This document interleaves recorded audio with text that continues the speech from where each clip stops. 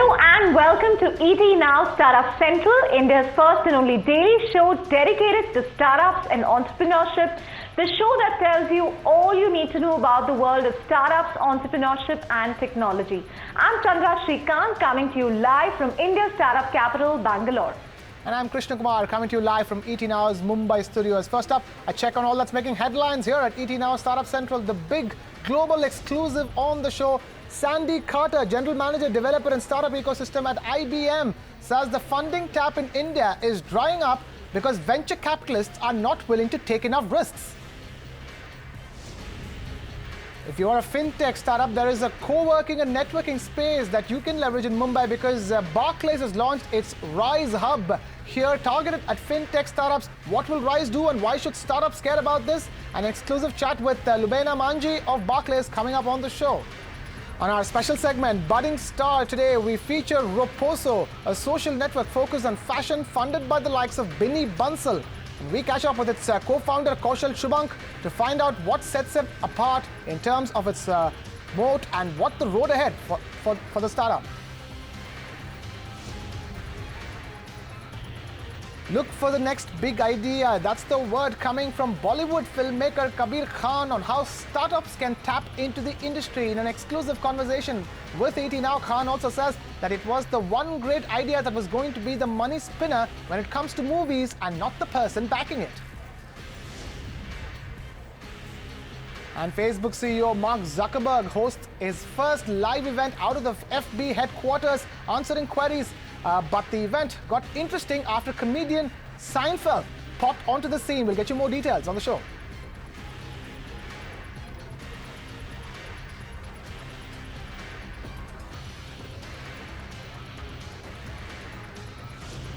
We take it then to the top story on ET Now Startup Central, where Krishna caught up with the person who really drives the developer and startup ecosystem within IBM. We're really talking about Sandy Carter, who is a huge influencer in digital as well. Now, surprisingly, Krishna, she's told you that the reason why funding is drying up in India is because venture capitalists are not taking enough risks. But you know, the trend that we've seen here is that there is a reality check that's really happening because of all the euphoria last year. But let's really hear out what Sandy Carter had to say and the steps that IBM is taking to really develop the startup ecosystem here.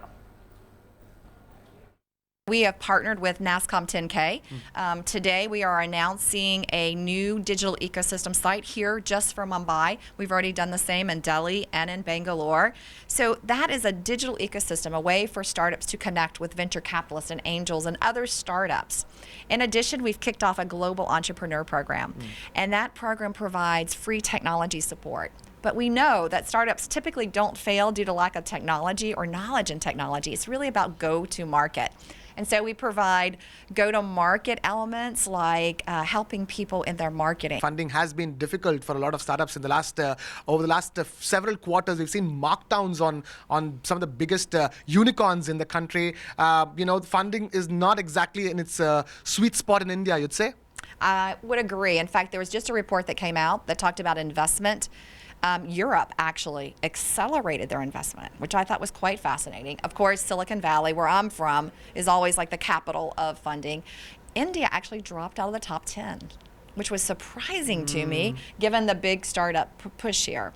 But Sandy, what do you think is the problem in terms of funding for the funding environment as far as the Indian startup ecosystem goes?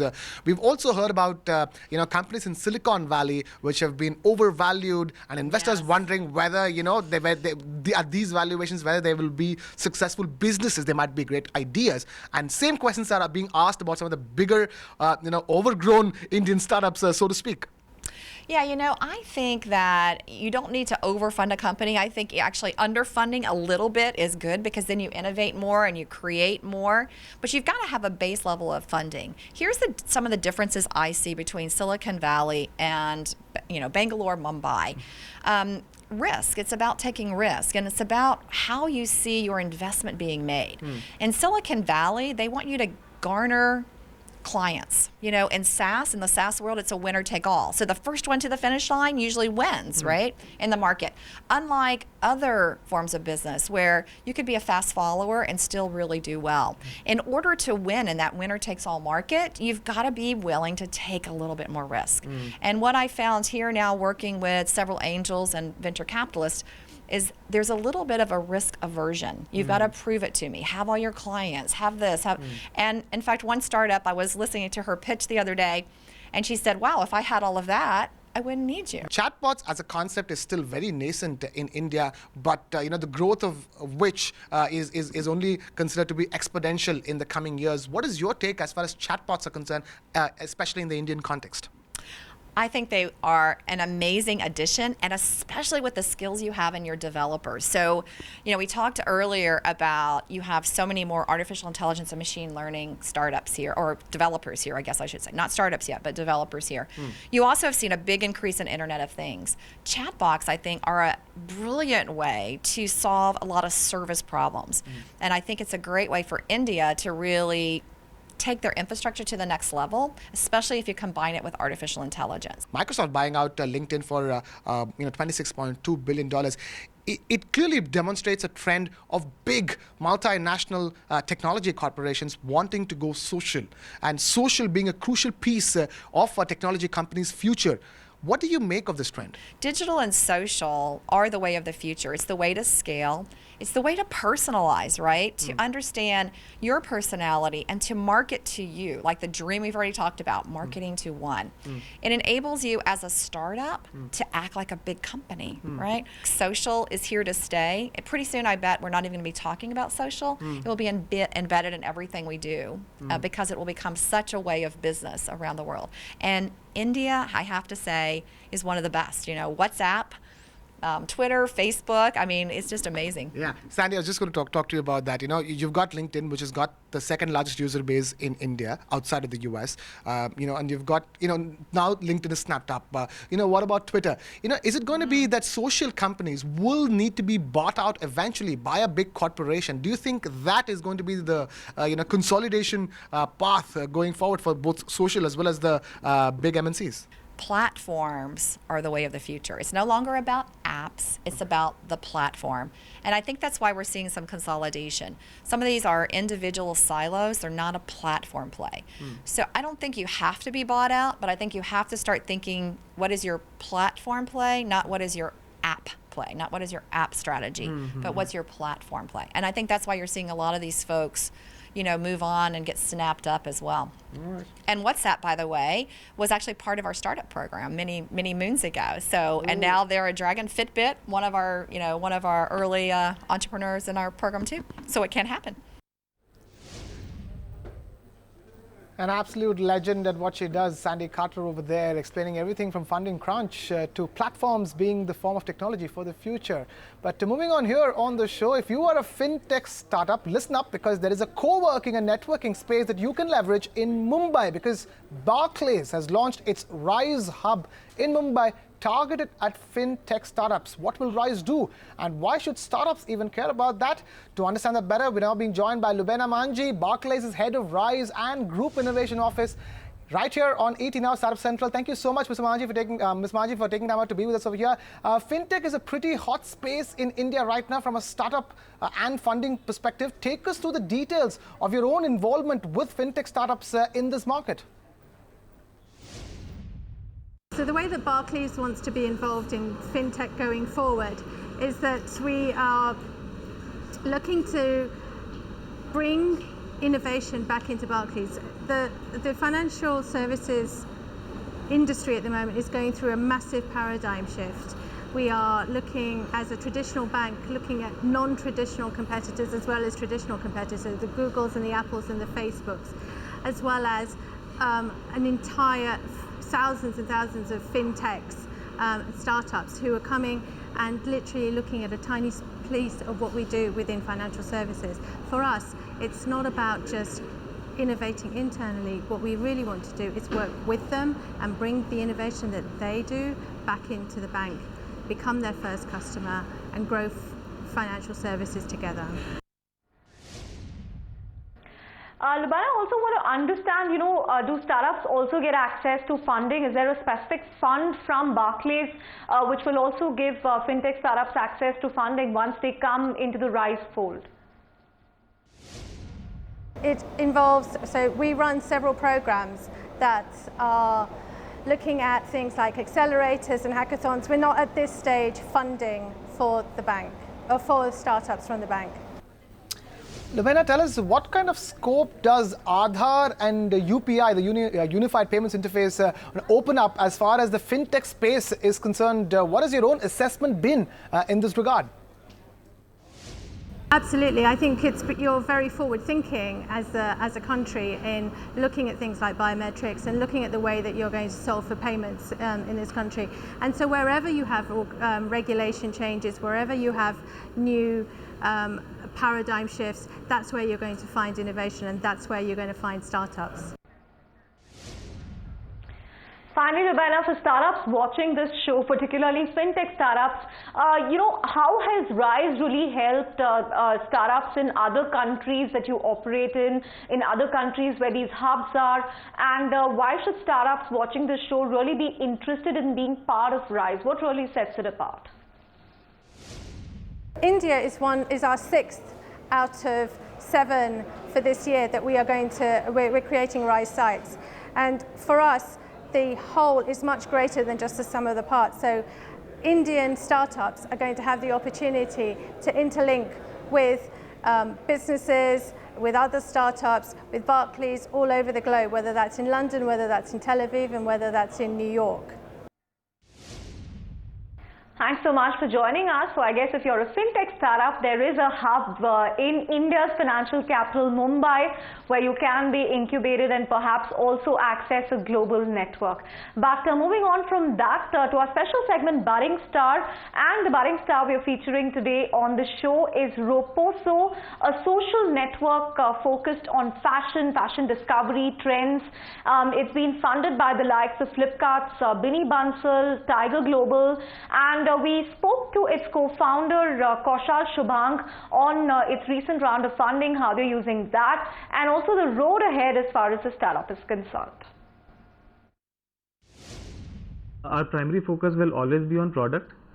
So there are many product features that are planned, and the next thing is building our community, which is our strength. So community and product is what makes the priority for us, and that's where we will be investing. From day one when we started, the leads that we sent and the conversions that happened give us market affiliate commission.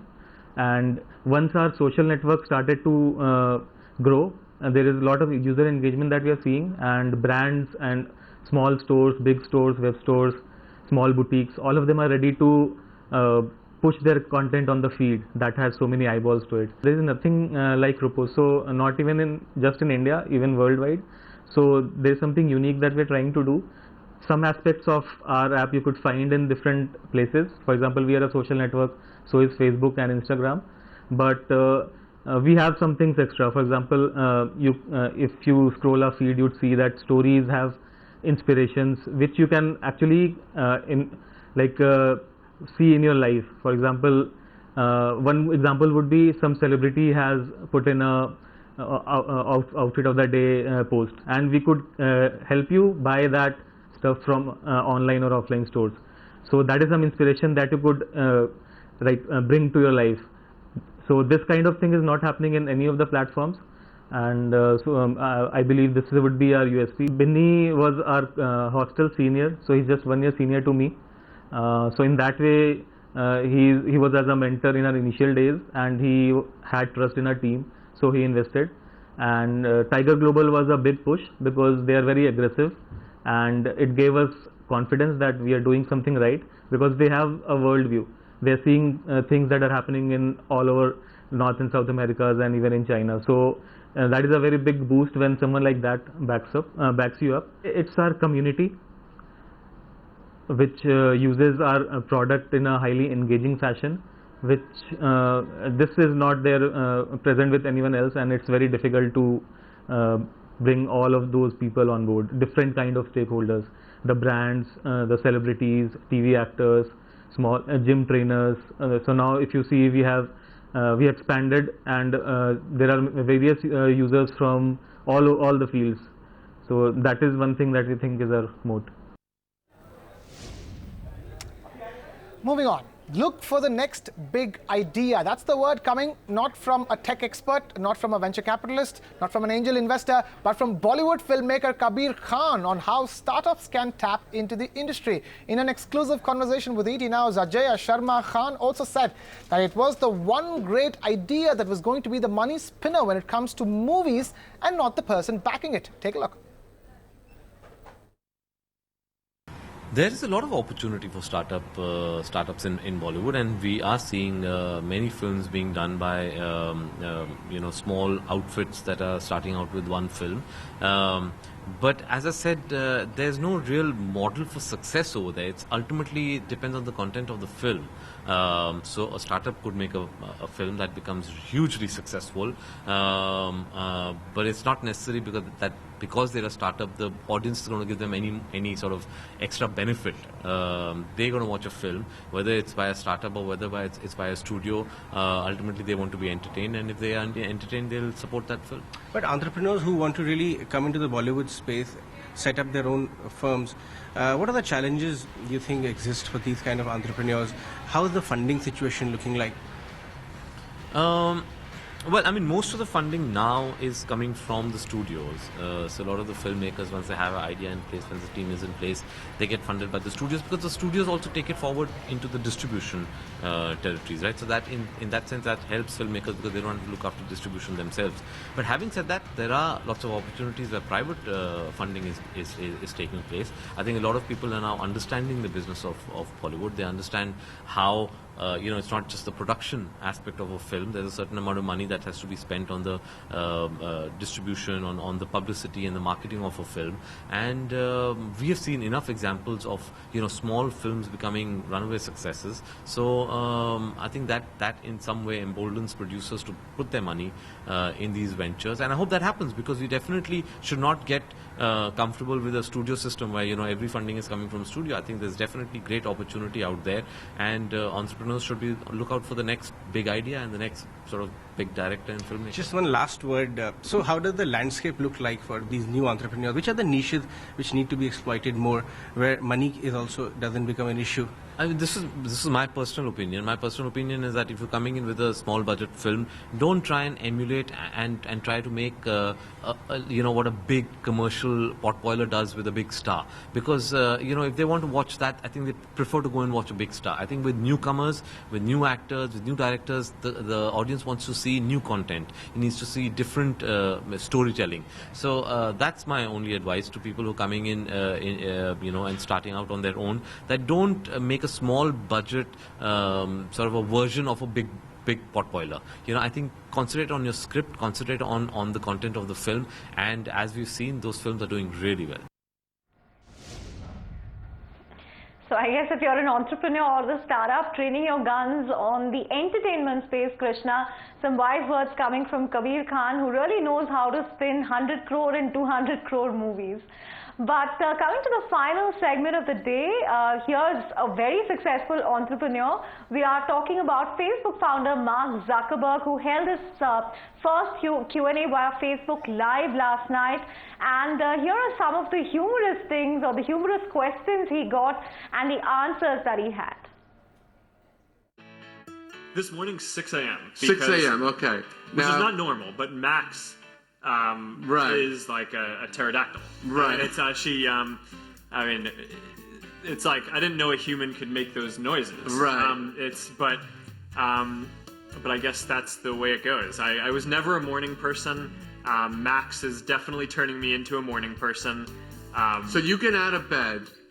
Oh, I didn't say that. Oh. You asked me when I woke up. Yo, I see. So you wake up and you stay in bed. No, I wasn't planning on talking about this publicly, but well, that's what I like to do. This is what I'm interested in. Okay. And then, do you take a shower, or you work out first? Or you said you went for a run? I think the better strategy is to work out and then you shower. I think not Barack Obama. He likes to shower and then work out, shave and work out, which I found to be very odd. That doesn't make any sense. Doesn't make any sense. I guess you could do that. But he said to me, "I'm the president, and I do what I want." That, yeah. So I didn't pursue it after that. Now this person wants to know, are you marathon training?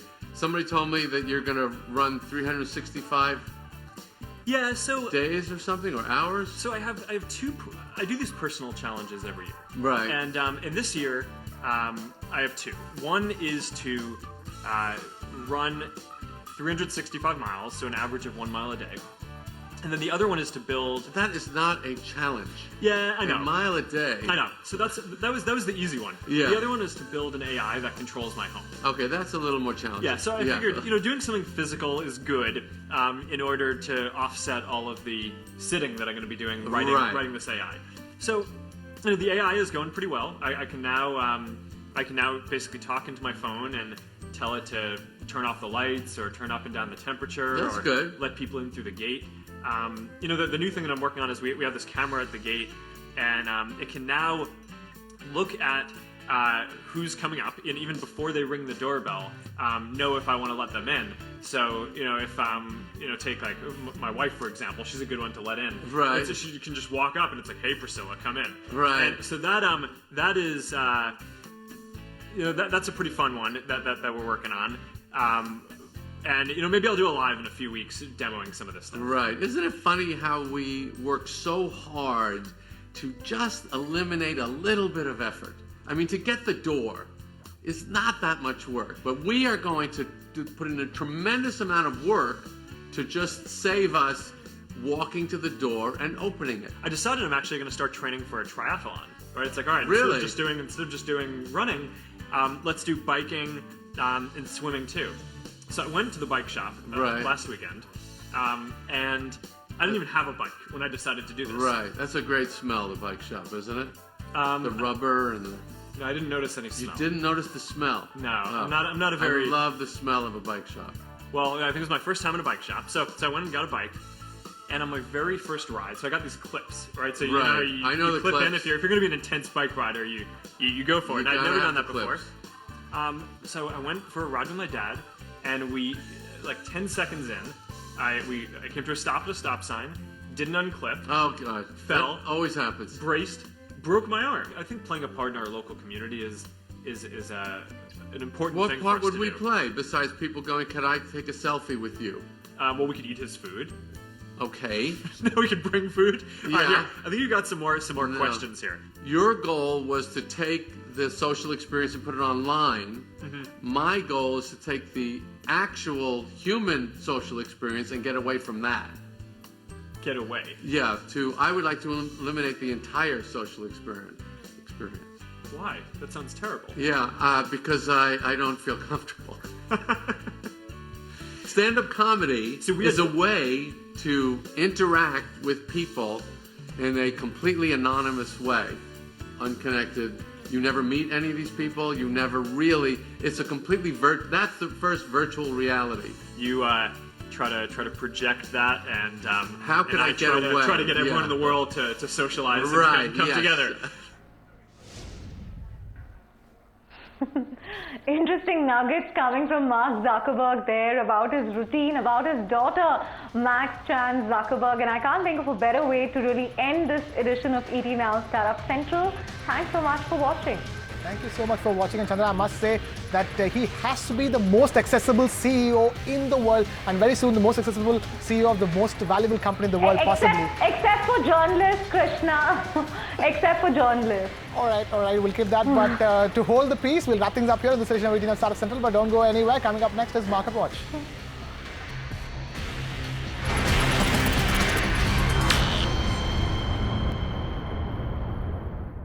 Find us on Facebook at facebook.com/ETNow, and don't forget to click the like button. You can also follow us on Twitter at ETNowLive. To stay updated with all our programming, hit the subscribe button on our YouTube channel by logging on to youtube.com/user/ETNow.